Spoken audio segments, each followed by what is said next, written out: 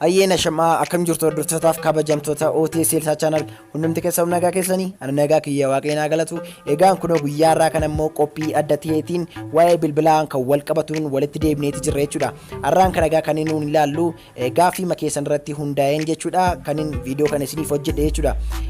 Gaaffiin keessanis kan inni ture ennaan gara biyyaa galuu bilbila akkamiin fudhee galee baay'ee gaariidha. Akkasumas immoo silkii aan fudhadhee galu suni qarshii madaalawaadhaan eessaan argadhee bitachuu danda'a jettanii na gaafatanii kan turtanii fi deebii bareedaa fi deebii gaarii kan ta'een isiniif qabadheetii dhufe jechuudha. Egaan kunoo guyyaa irraa kana kan inni ilaallu bilbila Samsung Galaxy M20 kan jedhamu qarshiin isaa madaalawaa baay'ee xiqqoo kan ta'edha. Garuu bilbilichi baay'ee tokko baay'ee bilbila gaarii ta'edha jechuudha. Bilbilli kunis egaa wanti inni ofirraatii dhabee hin qabu. Specification isaa guututti wanta inni of keessatti qabatee dhufe kana hunda isaa isinitti nan hima. Kanneen silkii M20 jedhamu kana qabataa jirtan baay'een keessan beekuutii ni dandeessu. Yoo kan beektan ta'e baay'een keessan koomentii irratti gaarummaa silkichaa natti himuu hin dandeessu jechuudha daawwattootiyya. Egaan silkichi wantoota baay'ee of keessatti kan qabatee jirudha. Iskiriiniin bilbila kanaallee baay'ee tokko kan namatti toludha jechuudha. Jalqaba gaa boodii nanna bilbila kanarraa ennaa kaanu iskiriiniin bilbila M20 kanaa jechuudha guutummaa guututti amma iskiriin ta'ee jiruttidha jechuudha. Guutummaa guututti iskiriin ta'eetu jechuudha kan inni mul'atu akkuma argaati jirtan jechuudha. Baay'ee tokko qulqullina qaba jechuudha iskiriiniin isaa. Kana qofaa miti jechuudha waa'ee neetworkii irratti immoo jechuudha neetworkiin isiniif hojjechuutii danda'u Itoophiyaa keessatti jechuudha 2G ni hojjeta, 3G ni hojjeta, 4G ni hojjeta jechuudha. Kanaaf baay'ee tokko bareedaadha jechuudha. Akkasumas illee egaa speedii qaba jechuudha. Innaa neetworkii wajjin connection garaagaraa fayyadamtanii speedii qaba. Baay'ee tokko isaanillee gaariidha jechuudha. Kan silkiin kun kan inni gadhiifame 2019 keessa jechuudha. 2019 keessadha. Silkii haaraadha jechuudha. Gatiin isaa meeqaan akka bittanii gara dhumaa irratti isinitti hima hanga xumuraatti na waliin ta'an isiniin jedha. Inni kan biraan immoo waa'ee display isaa wajjin kan wal qabatudha jechuudha. Qulqullinni display isaa yookiin resolutionii kan jennu jechuudha 1080p kan jedhamudha jechuudha. Kunis baay'ee tokko gaarii qulqullina bareedaatii qaba jechuudha daawwattootiyya.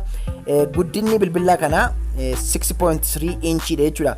6.3 inch jechuun baay'ee tokko gaariidha. Guddaa keessa ba'as miti xiqqoos miti jechuudha. Kanaaf ba'aa fi baay'ee gaariidha jechuudha. Harka keessatti baatasuufis ta'e kiisii keessa innaa kaatan silkii baay'ee gaariidha jechuudha. Egaan ulfaatinni bilbila kana baay'ee tokko kan namatti toludha jechuudha. Ulfaatina madaalawaa ta'e kan of keessatti qabudha jechuudha daawwattootiyya. Giraamii 185 ulfaata jechuudha daawwattootiyya. Kanaaf baay'ee tokko bareedaadha.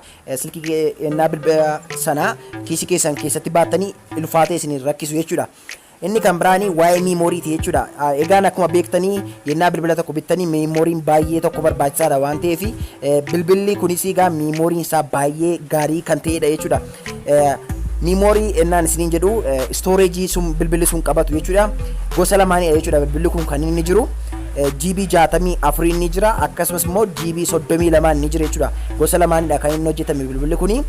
Inni kan biraan jechuudha waa'ee pilaatfoormii isaati jechuudha yookiin OS kan jedhamu jechuudha. Chiipiin keessatti argamu akkasumas immoo CPU GPU kan jedhamutu jira jechuudha. Bilbilli kun egaa CPU'n isaa octa core kan jedhamudha jechuudha. Baay'ee tokko saffisa qaba bareedaadha jechuudha. Saffisni isaas baay'ee gaariidha.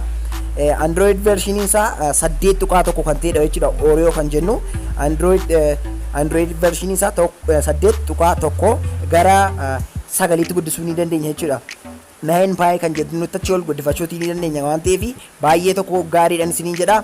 Miimoorii itti galchattanii warra fayyadamuutii barbaadaniif ammoo hanga teeraabaaytii tokko yookiin immoo GB 1000tti ol guddifachuu ni dandeessu jechuudha miimoorii keessa kaa'achuudhaan. Egaa kanaafis kunis baay'ee wanta gaarii ta'edha jechuudha.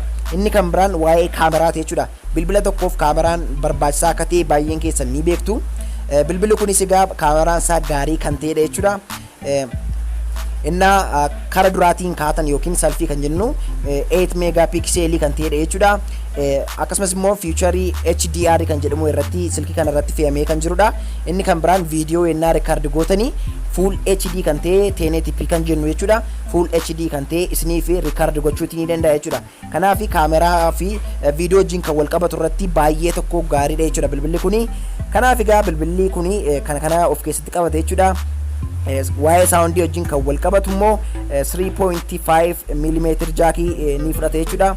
Akkasumas immoo laawud spiikerii irratti illee fe'ameeti jira. Kanaaf spiikeriin isaa baay'ee tokko gaariidha jechuudha. Bilbilli kun egaa kana fakkaata jechuudha. Inni kan biraanii dugda duuba isaa irratti securityf kan itti fe'ameeti jiru fingerprint yookiin sensorii kan jennu jechuudha. Fingerprint irratti fe'amee jira. Kanaaf ashaaraa quba keessaniin illee ni cufama jechuudha. Egaan akkuma beektan baay'een keessanii Samsungiin yeroo ammaatii gabaarra jiru fingerprint yookiin immoo ashaaraa qubaatiin kan cufamu hin qabu. Garuu bilbilli kun ni qaba jechuudha. Kanaaf fingerprintidhaan cuftanii banuutii ni danda'ama jechuudha daawwattootiyya. Kanaaf egaa kunoo informationiin bilbila kanaati gabaabamatti kana fakkaata jechuudha. Karaliin bilbila kana gosa garaagaraatiin kan inni jiru. Karabilii barbaaddanii akka fedha keessanitti ilaaltanii bitachuutiin ni danda'ama. Inni kan biraa fi inni dhumaa immoo bilbila kana baay'ee tokko nama ajaa'ibsiisu waa'ee baatirii isaatiiti jechuudha. Baatiriin bilbila kana baay'een keessan egaa kan isin beektanii 3 megahertz baatiriidha jechuudha kan isin beektan yeroo baay'ee. Garuu baatiriin bilbila kanaa baay'ee tokko kan namatti tolu yeroo dheeraaf isiniif qabaachuu ni danda'a jechuudha. Sababni isaa kunoo waatti kunoo 5,000 ka jedhudha jechuudha kan inni of keessatti qabu. Megahertzii 5,000 waan qabatuufi laayoon baatiriitu gaxxamameefii jira jechuudha bilbila kanaaf. Laayoon baatiriidha kan itti hidhameeti jiru bilbila kanatti. Kanaaf baay'ee tokko gaariidha. Inni kan biraan fast charge moodiidha jechuudha. Fast charge ennaa isiniin jedhu amma ennaa jarjartanii yeroo gabaabaa gidduutti jechuudha sa'a muraasa gidduutti dafee bilbilli sun akka charjiin isiniif guutamu ni godha jechuudha bilbilli kuni. Kanaaf ennaa bilbila sana charge godhattanii yeroo dheeraa turuu isin hin barbaachisu jechuudha. Kanaaf egaa kaameraa isaa irratti illee ultra wide leensii ofirraa qaba. Inna kaameraa tokko riikaardii footoo garaagaraa kaatanii ultra wide waan qabuufi inni kun illee baay'ee tokko gaariidha isiniin jedha. Egaan gabaabamatti bilbila kanarraa akkasiin xiqqoo ishee informationii argattan abdiin qaba jechuudha hordoftootiyya. Egaan yeroo kan biraa immoo bilbila kan biraa walii wajjin ilaalla jechuudha. Warri yeroodhaa fi silkii bareedaa qarshii xiqqooshoodhaan bitattanii galuutii barbaadanii bilbilli kun bilbila baay'ee tokko namatti toludha waan ta'eef bilbila kana osoo bitattanii baay'ee gaariidhaan jedha hangama kiyyaatiin jechuudha. Sababni isaa kunoo qarshii isaa akkuma isinitti muufdhaaf yaalee gara dhumaarra geenye jira waan ta'eef qarshii isaa isinitti muufaan jira jechuudha. Amma qarshiin bilbilli kun ittiin bitamu doolaara 175 qofaadha jechuudha. Doolaarri 175 jechuun egaa baay'ee qarshii cimaa miti jechuudha. Sababni isaa gara qarshii Itoophiyaatti naa gadartanii gara qarshii 5,000 wayiitti jechuudha kan inni siqu. Kanaaf homaa waa tokko waan namatti cimu miti jechuudha bilbila kanaa fi qarshiin kun walii hin gitu waan ta'eef baay'ee tokko gaariidhaan isiniin jedha. Hiriyoonni koo baay'een bilbila kanatti waan fayyadamaa jiraniifan sirriitti bilbila kanarraa guutummaa guutuutti tamaamanii isinitti agarsiisa jechuudha. Egaan yeroo kan biraa wanta kan biraa wajjin ilaalla. Akka viidiyoo kana jaallattan natti mul'isuudhaaf like osoo hin godhin hin beekna please like godhaan isiniin jedha. Waan daawwattaniif galatoomaa isiniin jecha. Ciao.